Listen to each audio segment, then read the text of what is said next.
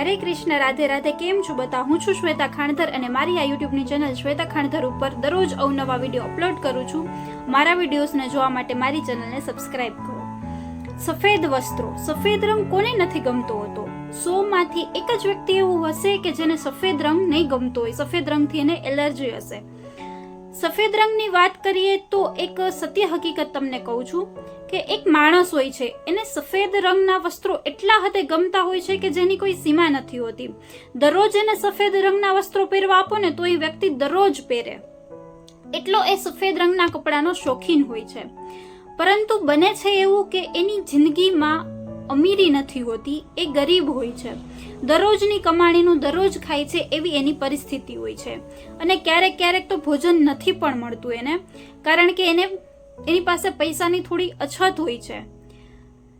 ત્યારે એક વખત એ જ્યાં કામ કરતો હોય છે ત્યાં એક વ્યક્તિ આવે છે, એને જોવે છે. સફેદ રંગનો શૂટ પહેર્યો હોય છે, શર્ટ પહેર્યું હોય છે, સફેદ રંગનું પેન્ટ પહેર્યું હોય છે અને ચકાચક મસ્ત લાગતા હોય છે.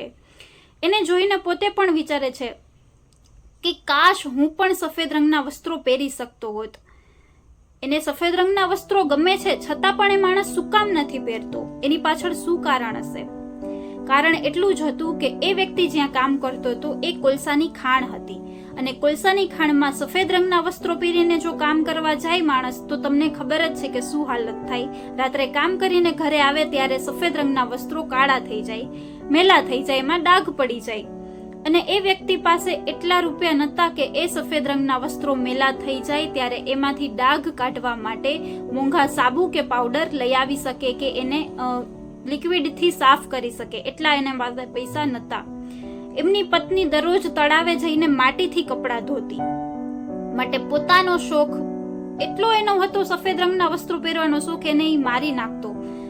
સામેવાળા વ્યક્તિએ સફેદ રંગના વસ્ત્રો પહેર્યા હોય ને એને જોઈને ખુશ થઈ જતો કે એક દિવસ જરૂર એવો પણ આવશે કે હું પણ સફેદ રંગના વસ્ત્રો પહેરીને હું પણ કામ કરવા જઈશ.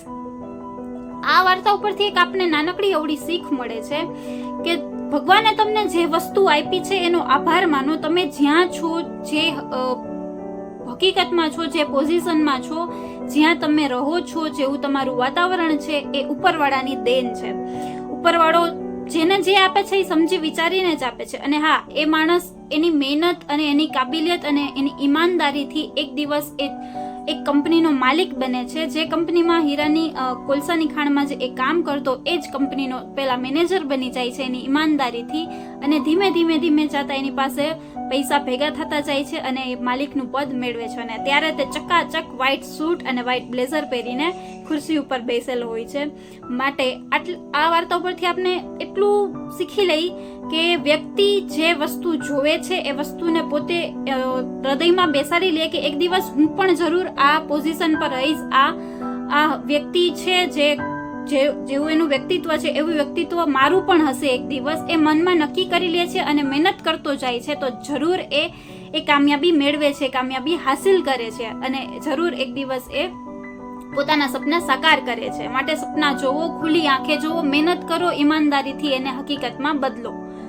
માટે સફેદ રંગના વસ્ત્રો જો તમારે પણ પહેરવા હોય તો મહેનત કરો અને આગળ વધો. અત્યારે ના પહેરી શકતા હો તો મગજમાં એટલું નક્કી કરી લો કે એક દિવસ હું પણ જરૂર સફેદ રંગના વસ્ત્રો પહેરીશ. વાત અહીંયા સફેદ રંગના વસ્ત્રોની નથી, એની પાછળ જે મહત્વ છે, જે એની પાછળ શીખ છુપાયેલી છે, એટલા માટે મેં આ તમને વાત કરી છે સફેદ રંગના વસ્ત્રોની. Thank you so much. મારા વિડીયોઝ ગમતા હોય તો મારી ચેનલ શ્વેતા ખાણધરને સબસ્ક્રાઇબ કરજો. મારા યુટ્યુબના જે વિડીયોઝ છે એને લાઇક કરજો, શેર કરજો, કમેન્ટ કરીને કહેજો કે કેવા લાગે છે. Thank you so much. હરે કૃષ્ણ, રાધે રાધે, હરિ બોલ.